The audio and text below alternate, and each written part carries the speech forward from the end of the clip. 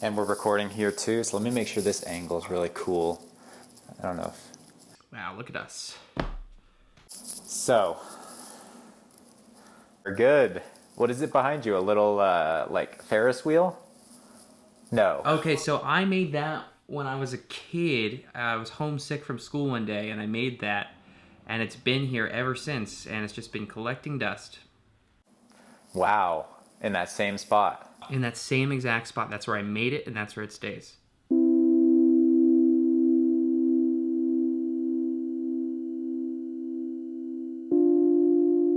So, I just want to also kind of... Can you acknowledge your change in look since the first time we did this? Okay, yeah, I was thinking about that because I am wearing the same shirt here. Oh my that god. day. Oh, I almost brought the same shirt that I had. I was wondering if without coordinating it we were gonna like do that. Dang, that would have been so good. Did you just fart? What? Did you just fart? I did not. No. Oh, okay. Confirming I did not just fart. Okay, it really sounded like you. I'm gonna have to hear your audio because it sounded like you farted. But yeah, so why do you now have this look? So since that time, I have not cut my hair from the top of my head at all. Just haven't cut my hair in a long time. You just haven't gotten around to it. It's expensive too in LA. But do you like the beard? Do you like how it feels, or do you like the look? What is it that you like about it? Well, I guess maybe a beard helps me to feel more accurately at what I feel about my body, which is that like I'm not this body.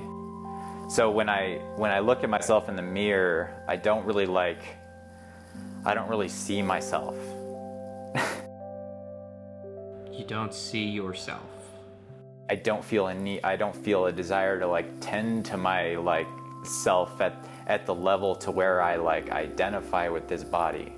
So the passive process of just letting a beard grow is sort of in line with I'm pretty separated from any sort of self-identity. Got it. Younger, I used to perhaps have like an ego about my looks or like pride is That makes sense to me. Yeah. Yeah. So to not have pride in my appearance. However, I really enjoy like when my hair looks like it has more body or something. So it's like when my hair is like really flat or oily, like it doesn't. So you still do have pride in your looks. It's so interesting. I feel like a healthy looking body is in some ways an expression of a healthy soul. Yeah. I don't know if the Bible says this about Jesus Christ, but I'm sure he was very attractive to a lot of people in terms of his glow, whether it's physical attraction or just his glow. So it's like he was probably doing stuff right. Like I do know. Oh, that's interesting. I wonder if he was physically attractive. Yeah. He must have been hot.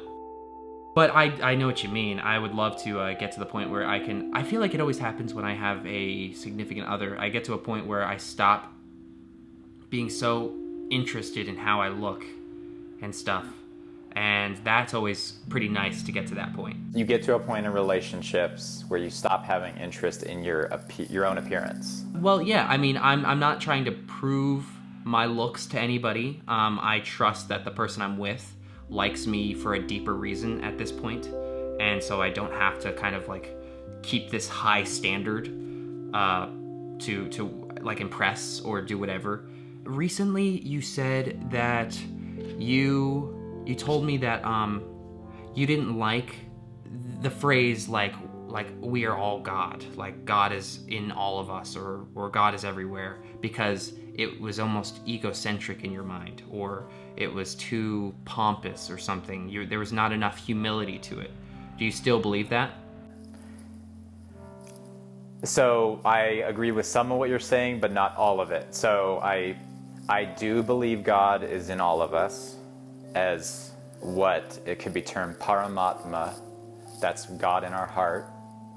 So I agree with you that I am not God. God is in me, but I am not God. Okay. That I see now. You're saying there's a separateness between you. There's a difference. Like he can be inside you, but he's not. He or she is not you. Yeah, God is all of me, for sure, because every bit of matter in this... Well, I don't actually so much identify with the matter that my body is. What I am is a part and parcel of God. So the body part is what you're trying to get away from the God? We'll say that again? The body part is what you're trying to get away from God? The body part is what I'm trying to get away from God. The body is what you're trying to get away from God? No, this body is God. Okay. Your all matter is God, including. So what do you want to get away from? What do you want to separate from God? I and you perhaps were created as a part of God, but we are not the complete God. Oh, I believe that. Oh. Phrase it in a way that you dig it. If you could, please. No. This brings up an interesting... when we were talking last, we started speaking of duality and non-duality, and I came to understand that you certainly identified with non-duality. Yes. There is some allusion to this reality. There is some veil in front of us from being in touch with the ultimate truth. Created by consciousness, yeah. Created by consciousness, okay? Right. Yeah. Because consciousness creates barriers, and so it creates a me and a that. It creates a thing outside of yourself, which is not technically true, or not necessarily true. Yeah. I mean, is there any religion or person who says that I am God, like God is all of me? I don't think so. I knew a person that had written a book. This person I do respect, and I didn't read their book fully, but their book was called I Am God. Oh. So this person thought that they were God. Well, that's delusion? Huh? That's delusion, or what? It could have actually just been a snappy title. Yeah. Yeah, so he could have actually in his book expounded upon that and said, I'm not God, but I'm a part of God, whatever. That's got to be the first sentence. That's just the snappy title. What is your meditation policy and practice these days? Specifically, my bubbles have turned vague, purple, not entirely clear, and sometimes pink in color. Blurry, purple, blurriple.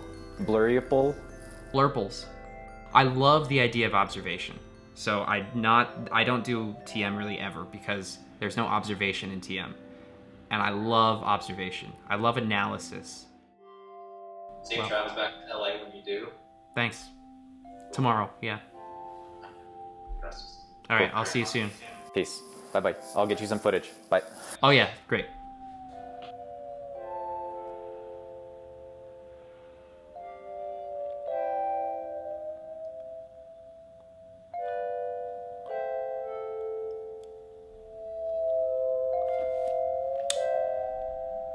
In the comment section, Kriegers, please write your sexiest body part.